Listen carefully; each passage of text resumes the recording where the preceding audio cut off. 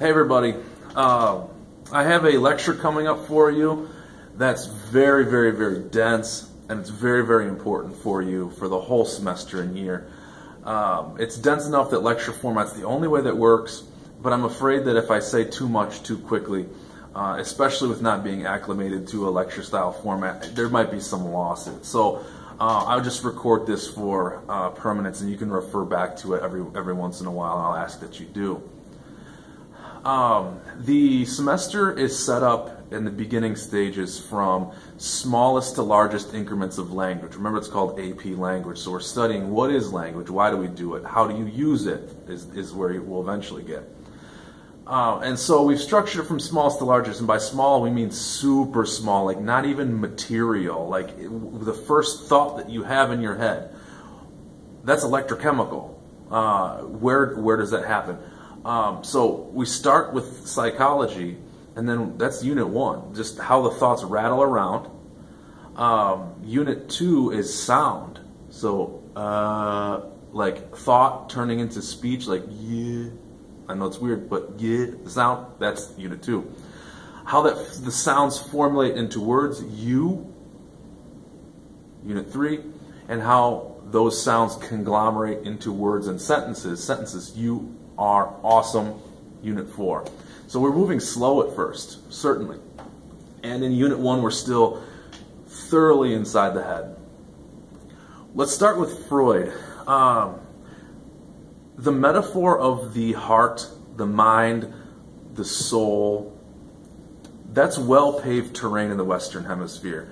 And when we talk about these things, we'll be accidentally or on purpose using the vocabulary that of Christianity and Freud, both together. Both of those ideas or movements, whatever you want to call them, have so thoroughly paved the way that to walk along that route is to just use the signposts that are already there. So immediately you'll notice we'll talk about Freud, subconscious, id, ego, superego, devil, angel. Those are metaphors that we're grasping when we talk about the very nebulous ideas within the human heart and mind. So Freud is supremely important to start. He's so important that everything he said we just acknowledge as true. He's so influential that most conversations that people have about Freud are about a couple of his theories that are a little bit more frail. So people tend to orbit around his frailties, and people get the assumption that he's old or has been replaced. He hasn't. He's everywhere around us. Just our conceptualization of who we are is in part defined by this 19th century thinker.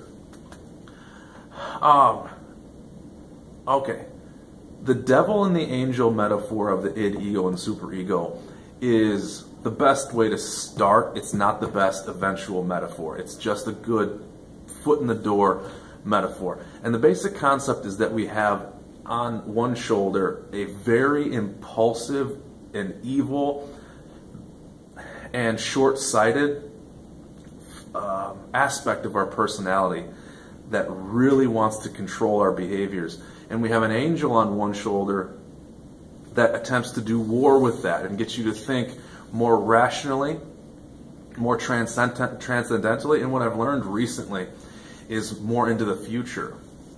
It's as though the devil is your now think and the angel is your future think. There's a lot to unpack there, which we won't. Now, interestingly, only in some ways modern technology in the last little while has affirmed what Freud knew before we could hook people up to MRIs. There are parts of your subconscious that are almost sentient thinking things with almost strangely their own free will. Right now you're watching this and there's a part of your brain that's only task is to have a neural center, a neural network around, let's say, your bladder. It's really almost its own entity. You're not in charge of it. It's in charge of itself. And right now, as you're sitting there, it's got its metaphorical hand on your bladder, and all it's doing is thinking, no, it's not time yet. And as this thing fills up, it starts getting agitated, and it starts wondering. It's only has one job. It's like, all right, I've got to tell him. And it reaches up and goes, tink, tink, tink. Hey, buddy, pay attention. Your subconscious is reaching up to your conscious mind. Is going to go, ping, ping, ping, ping, ping. Wake up, buddy. You got to go to the bathroom. And then you have the conscious thought. I have to go to the bathroom. I didn't notice that before. Well, you did notice it. It just was a part of you don't have access to. Perhaps one step more crass and inappropriate, but I think it's worth it because it really gets to the heart of our subconscious personalities. There's a part of you that has its one job is to think about your sexuality, and just it thinks and it goes and you're walking around, you're watching a movie, or you're talking with a friend, or you see someone in the hall, and part of you is like, whoa, and that's its one job. It's like crazy, and if it, we have to, we're not trying to be crass here, but part of it wants to say, you better pay attention, and you have to sort of fight those feelings. I mean, animalistic is part of the key we're going to hit here in just a second. Your id is the animal. It's telling you, procreate now. Stop what you're doing. Go to the bathroom now. I know you're outside in the middle of a park. Go to the bathroom now. And the angel says, no, you don't pee in a park. No, you can't. You can't procreate in the G-wing. So that's this devil and angel type thing. But my point is this: to use the crass sexuality metaphor, you didn't necessarily choose if you liked blondes or brunettes or whatever you're thinking. Like, did you really choose that's your type, or did that happen automatically? It's almost as though the part of your brain that's hooked up to your sexuality and your organs, it's almost as though it has its own personality with its own preferences. And it tells you, I like what I see. Okay? And that's where it's almost interesting to, like I said, it's almost its own thinking, sentient being with its own thoughts and personalities, and it's inside you. And that's where I think it's interesting that that we use the devil and the angel. That implies that you have something with its own thoughts. It's sentient and has its own personality, and it's trying to influence you. So that's in that way the id being the devil, and the superego being the angel is a bit appropriate. We always grab metaphors when we're trying to describe nebulous things or very abstract things. Like if it's raining harder than you ever heard before, you can't just say it's raining a lot. You have to say it's raining cats and dogs. You grab a metaphor when things are very hard to comprehend. So anyway, grabbing another metaphor, it's also been described sometimes as a monster that's chained up. The monster's the id. It can destroy everything it wants to. The superego is the chain holding it back, and the ego is the subservient or slavish monster after it's realized that it's essentially held back. That's got its strengths and weaknesses. That's my least favorite metaphor, though, or analogy. The best that I can think of, because it has a lot of leverage and working power, is the idea of a wild, untamed, very dangerous lake with undertow. It's sulfuric. It's like the Dead Sea. It's lifeless. It's harmful. It's caustic, and it's just maybe it's in some sort of windswept tundra area where it's just choppy seas, very cold. Let's say you can't stay in there for very long at all. And the superego is a dam and a very quiet, serene, calm stream. Is sort of the ego. So I like that metaphor. I think that potentially all three do work, but the one I like the most about the lake and the dam works. It goes further distances, and we can talk about that later. Okay. Now back to the id for a moment. If we want to use the devil one because it's a good intro. That the id is your untamed animalistic emotions, and they can kill you in almost any form. They can kill you. It seems obvious at first. Okay, yeah, if you have untamed anger, you're going to if someone cuts you off on the highway, if you have untamed anger, you're going to accelerate and ram that person off the road and attempt to kill them. Anger, and if you, I don't care who you are, you could be quiet and frail and not an angry person. If you had a pure rush of anger, those thoughts would enter your head, and they can kill you. They can kill others. It's an atomic bomb of potential energy that you have to wage. You have to wage war with just your anger self. Now you have just like you have the sexuality and the bladder control. You have a fight instinct. You have a UFC fighter in you. Some of you don't practice using it ever, but it's there. It's there. You have to wage war with that aspect of you every single day.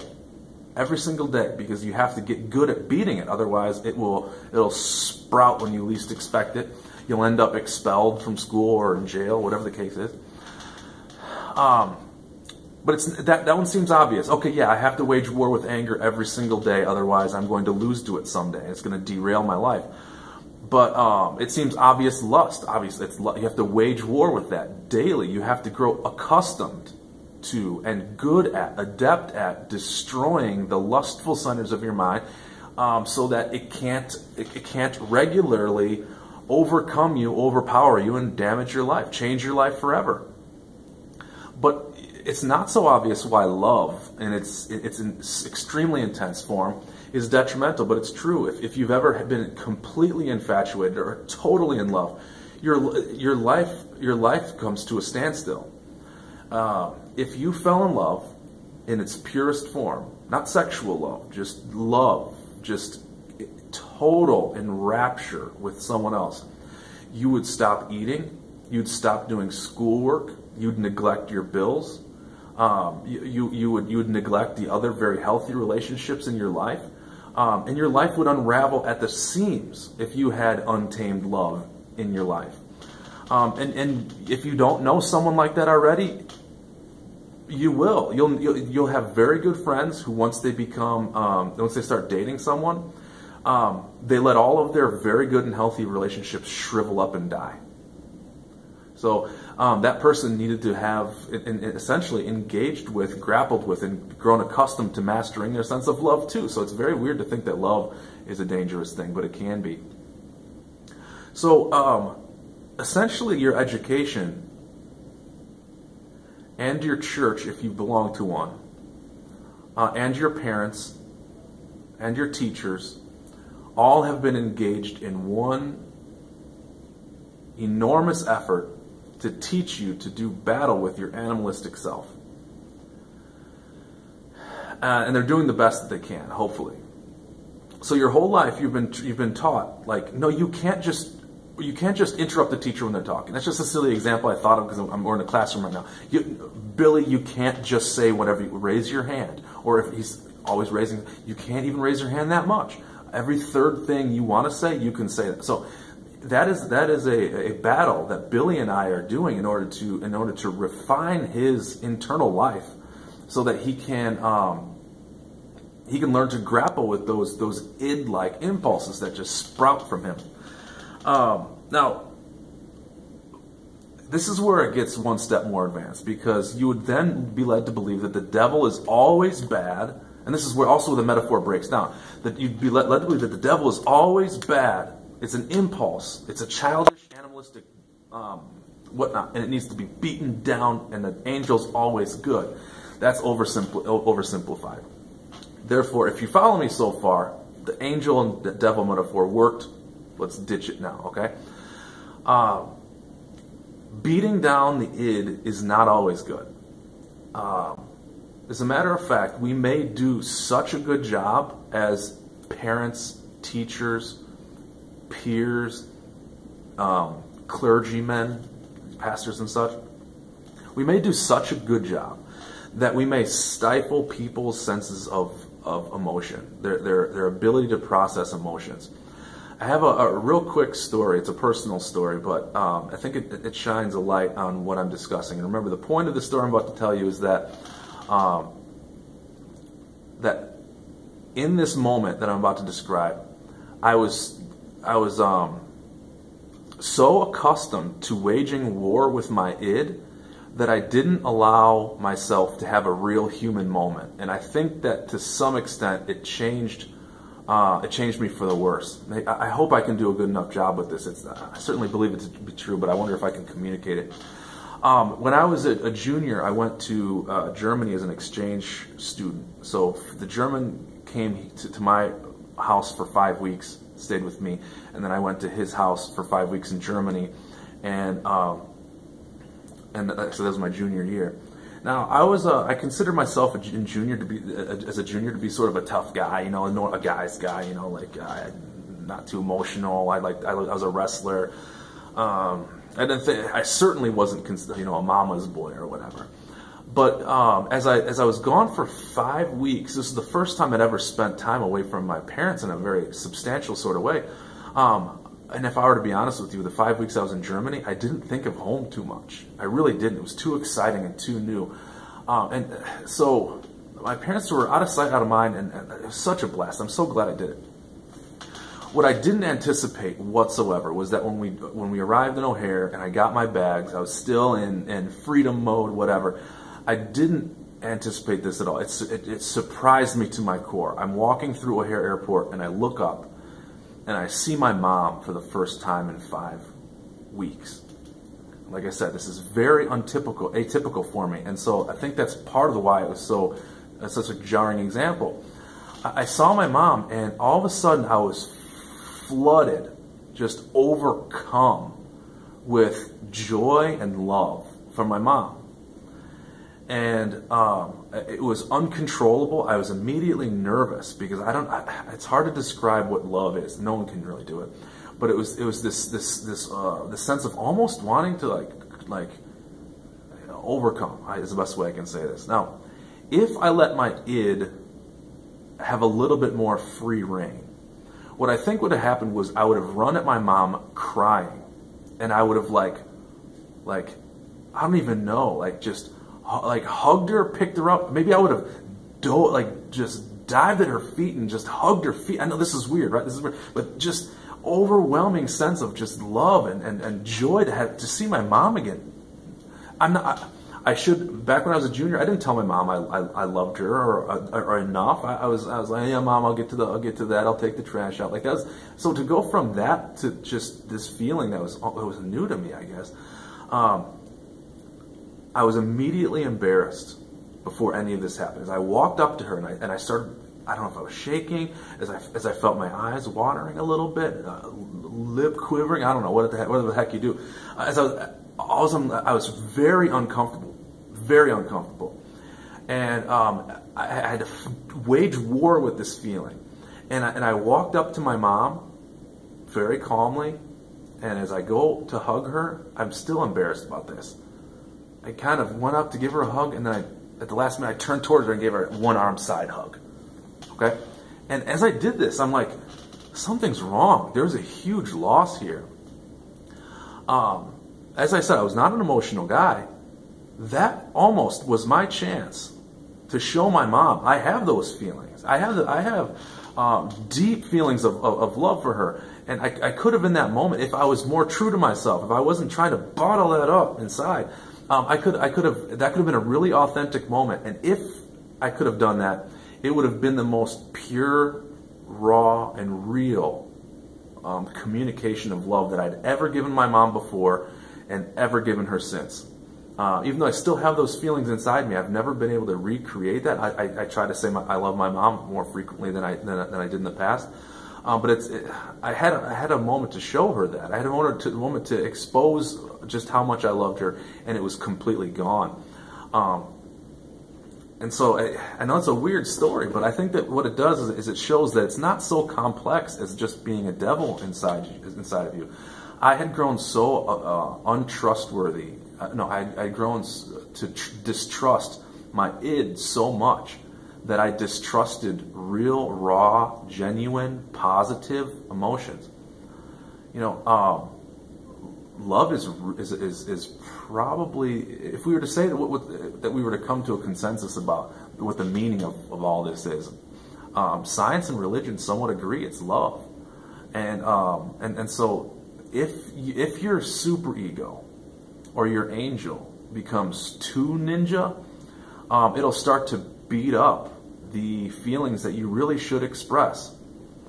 One more quick example, very quick, is that you should get angry with some people in your life. Anger isn't automatically a bad thing. Some people are treating you poorly, and you're not saying anything. You're bottling it up, and guess who's getting hurt? You are. And so if you're letting your superego do too much damage, if you damage your id unto death, so to speak, then you're going to be missing huge chunks of what people consider meaning, okay? So those are two examples of how the id can be a beneficial thing. But on the whole, day to day, walking through the halls, am I going to do my homework or not? The devil's saying, no, don't do your homework. Who cares? And your angel is saying, do your homework, it matters. So finally, to come full circle then, Dr. Jordan Peterson from University of Toronto has he brought this up in one of his lectures I watch online, and I really like it. And it's almost as though, like I said, that the id is your now think. And since animals can only do now, like dogs don't know what the future is necessarily, not in the same way. Animalistically, or as an animal, we're only interested in now. Eat, sleep, procreate. Yeah, you're running out of stuff. And then the angel is your future think. And so the more you can get good at using the angel, the farther into the future you can think. And so back to the homework metaphor, the devil on your shoulder wants you to stop doing homework and do something for now. And the angel wants you to think about not only tomorrow's homework, but the semester exam, and then your college entrance, and all the way into the future. Okay, we'll wrap this up by bringing it back full circle to language again. And we're still inside the head, and so we're dealing first with impulse. You have your brain lights up in a certain way. Part of that is through nature. It's sort of wired in you, and part of that is through training. You can train yourself to have certain behaviors and habits. But you do have these parts in your brain that light up, and you can see it on an MRI machine. And as those thoughts light up, your id and ego, your id and superego do war with one another, and you try to figure out what is it that you're going to say. Not only what are you going to say, how are you going to say it? And so that's rattling around in your head. Now, by the way, this is very cool. Neurologically, the id is back here by your spinal cord, called your hind brain, hind, H-I-N-D. And the angel is in your forebrain, F-O-R-E brain. And those are in chronological order as to how they were constructed. Your hind brain is many millions of years old, or have been passed. They're parts of your brain that you share with lobsters, for example. And it developed to the front, and so the forebrain, humans are the animals with by far the most developed forebrain, which means they have the greatest future think. Humans are the only ones who can actually think in the future and make plans for the future. So when we're dealing with language, first it starts with electrochemical impulse, and it can be described metaphorically as id, ego, superego. It bounces off a lot of things inside your head. Then it travels to the Wernicke center. I've never heard that pronounced before, but Wernicke, that's your language center just above your right ear. And then from the Wernicke center, it travels out through your mouth, and then you open your mouth to make your first sounds. And so I think that that's a pretty good introduction to the psychology, or how if let's say that a sentence is a flower. If you trace that flower back down into the earth and into a seed, that's what we're studying right now, the seeds of language, the seeds that then blossom into speech. Last thing I'll say is this, that language is essentially a way to either expose or conceal our soul or our identity, whatever you choose the syllable. So we can use language to expose our soul, and what that would mean is if I feel love, I can expose that feeling and say it, or communicate it non-verbally, or I can use language to conceal the way that I feel. And that may be equally as valuable, because sometimes you don't want to let people know how angry you are because now's not the time. Let's say that someone just use a classroom metaphor again, someone says something when I'm lecturing, or when someone else is giving a speech, someone else is talking, okay?